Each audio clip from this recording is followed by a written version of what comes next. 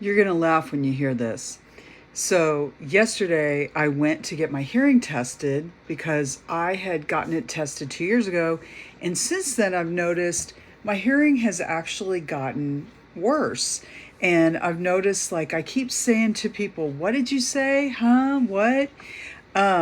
So I talked to my tester, the audiologist who tested me, and I said, I've noticed that a lot of young people mumble, and I don't think it's them. I really think it's me. And she goes, no, no, they actually mumble. So, but anyway, so she tested my ears, and she said, she ran a lot of tests, and she came back and she said, well, the good news is your hearing has improved since 2 years ago. And I'm like, how could that be?